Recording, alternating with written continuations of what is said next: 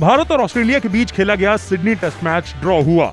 इस मुकाबले में एक समय ऐसा लग रहा था कि टीम इंडिया इस मैच को हार जाएगी, लेकिन 5वें दिन भारतीय बल्लेबाजों ने अपनी जी जान लगाकर इस टेस्ट मैच को ड्रॉ करा दिया। इस मैच को ड्रॉ करवाने में हनुमा विहारी और आर अश्विन ने अहम भूमिका निभाई। इन दोनों खिलाड़ियों ने 3 घंटे की मैराथन पारी खेली, वो भी ऑस्ट्रेलिया के खतरनाक तेज गेंदबाजी आक्रमण के सामने। इन दोनों खिलाड़ियों को पल पल सावधानी बरतने की जरूरत थी और ऐसे में इन दोनों खिलाड़ियों ने सब्र का एक ऐसा उदाहरण पेश किया कि पूरी दुनिया इनकी तारीफ करती नहीं थक रही। लेकिन क्या आपको मालूम है कि इस टेस्ट मैच को ड्रॉ करवाने के बाद ये दोनों खिलाड़ी इतने थक गए थे कि इन्हें जश्न बनाने का भी ख्याल नहीं रहा। अश्विन की कमर में दर्द था और विहारी हैमस्ट्रिंग की चोट से जूझ रहे थे, जिससे रनों के लिए दौड़ पाना काफी कठिन था। इसके बावजूद वो विकेट पर डटे रहे और ऑस्ट्रेलिया के मंसूबों को तहस नहस करते रहे। इस टेस्ट मैच के बाद अश्विन ने एक इंटरव्यू में बताया, हनुमा विहारी को हैमस्ट्रिंग इंजरी थी और मेरी कमर में दर्द था। हम अपना कंसंट्रेशन नहीं तोड़ना चाहते थे और खराब शॉट खेलने की तो कोई गुंजाइश ही नहीं थी। आखिरी 5 ओवर में हमें पता था कि हम करीब हैं और हम कुछ भी नहीं छोड़ना चाहते थे। इसके बाद स्ट्राइक रोटेट करके हम दूसरे के छोर से खेलने लगे। हमने आखिर के पलों में जश्न भी नहीं मनाया क्योंकि हमें पता ही नहीं था कि क्या करें। हनुमा विहारी और आर अश्विन के लिए यह सब इतना आसान नहीं था क्योंकि ऑस्ट्रेलिया के तेज गेंदबाज लगातार इन दोनों खिलाड़ियों का कड़ा इम्तिहान ले रहे थे। खास तौर पर पैट कमिंस के स्पेल ने इन दोनों खिलाड़ियों को काफी परेशान किया, लेकिन फिर भी ये क्रीज पर जमे रहे, डटे रहे और ऑस्ट्रेलिया के गुरूर को तोड़ते रहे। पैट कमिंस के स्पेल को लेकर अश्विन ने कहा, हम एक विशेष गेंदबाज का सामना करने और विकेट बचाने में इतने मसरूफ थे। पैट कमिंस के स्पेल में तो हमें लगा कि हम तूफान का सामना कर रहे हैं। किस्मत ने हमारा साथ दिया और हम उससे बखूबी निकल आए।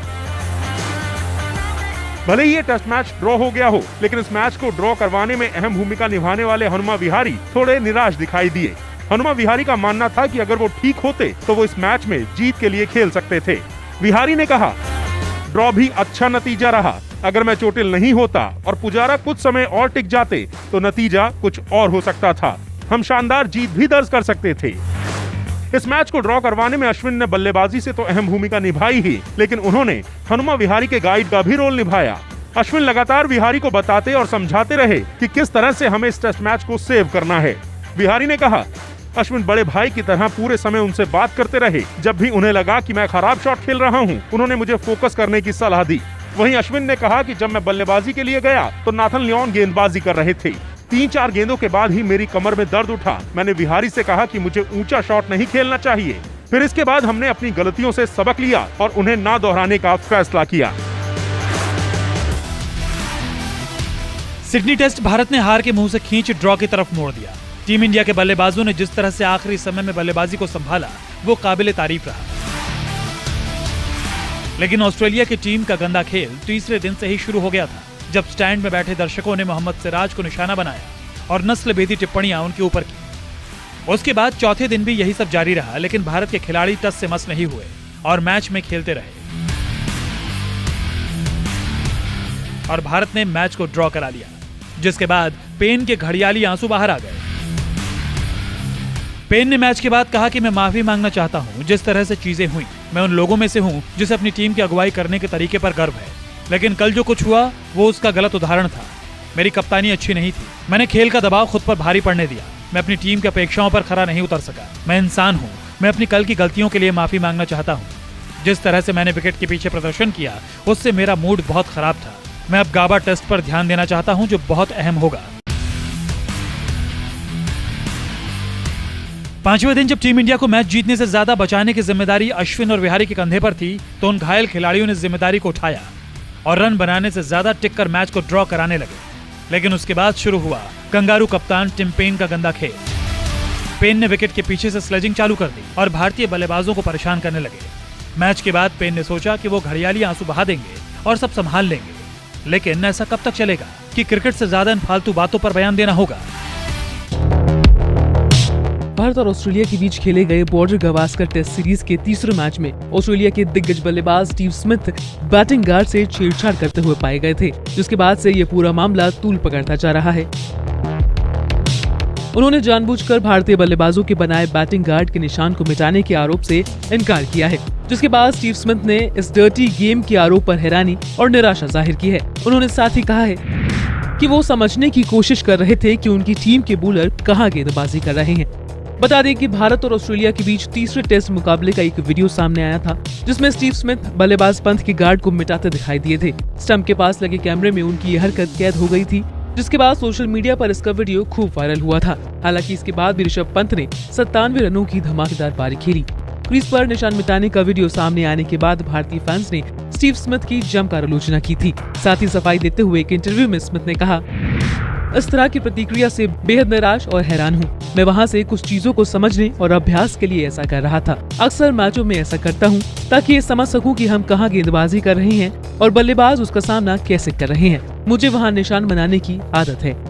ये कोई पहला मौका नहीं है। इससे पहले भी ऑस्ट्रेलिया के दिग्गज बल्लेबाज स्टीव स्मिथ इस तरह के आरोपों में फंस चुके हैं। दरअसल साल 2018 में बॉल टेम्परिंग के चलते उन्हें कप्तानी पद से हटा दिया गया था और उन पर करीब साल भर की पाबंदी भी लगाई गई थी। हालांकि भारत और ऑस्ट्रेलिया के बीच सीरीज का तीसरा टेस्ट मैच 5वें और अंतिम दिन ड्रॉ रहा।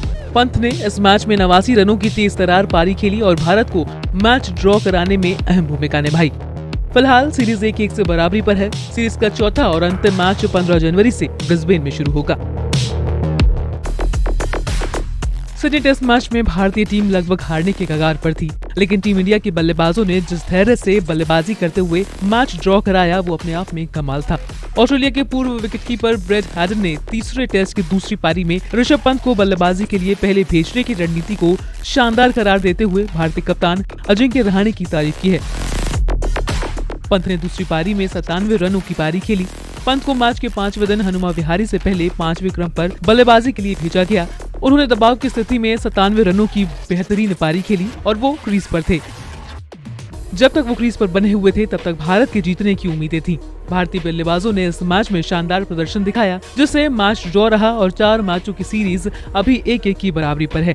हेडन ने रहाणे और पंत की तारीफ करते हुए कहा, भारतीय टीम जैसा खेली उससे वो मैच को सिर्फ ड्रॉ करा सकते थे, लेकिन पंत को लेकर रहाणे की रणनीति शानदार रही। अगर आप इस पर गौर करेंगे तो रहाणे ने पंत को मैच को आगे बढ़ाने के लिए भेजा था और पंत ने वो काम बखूबी किया।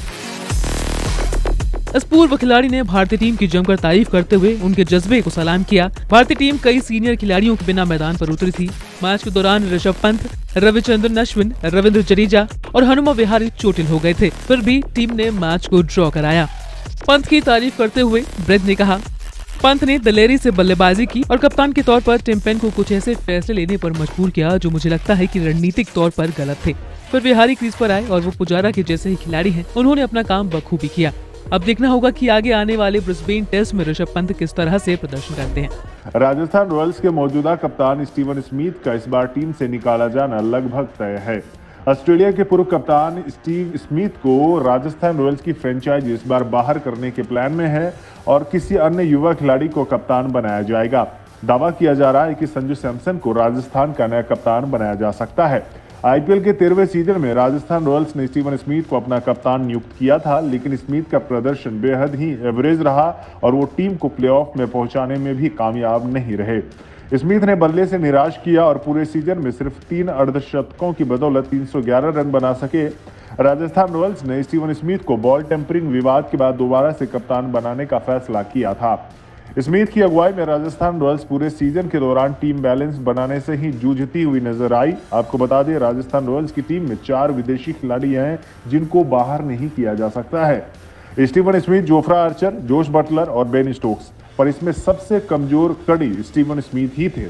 हालांकि इतना बड़ा फैसला लेना आसान नहीं है, पर कहीं ना कहीं अगर राजस्थान रॉयल्स को आईपीएल में आगे बढ़ना है तो फिर स्टीवन स्मिथ को बाहर किया जा सकता है, क्योंकि चारों खिलाड़ी को प्लेइंग 11 में शामिल करने से किसी अन्य विदेशी खिलाड़ी की जगह बनती ही नहीं है। बता दें कि 21 जनवरी तक किसी भी हाल में सभी आईपीएल फ्रेंचाइजी को रिटेन और रिलीज खिलाड़ियों की लिस्ट देनी है और राजस्थान संजू सैमसन, बटलर, स्टोक्स और जोफ्रा आर्चर को रिटेन करने वाली है। इसके अलावा जयदेव उनादकट और अंकित राजपूत की टीम से छुट्टी होनी तय है, क्योंकि इन दोनों ही गेंदबाजों ने अच्छा खेल नहीं दिखाया है। बताते चले कि स्टीवन स्मिथ ने आईपीएल में अब तक 2333 रन बनाए हैं, जिसमें 1 शतक और 11 अर्धशतक शामिल है। अगर आपको हमारा ये वीडियो पसंद आया हो तो इसे लाइक और शेयर जरूर करें और हाँ, हमें सब्सक्राइब और फॉलो करना ना भूलें ताकि आप क्रिकेट की कोई भी खबर मिस ना करें।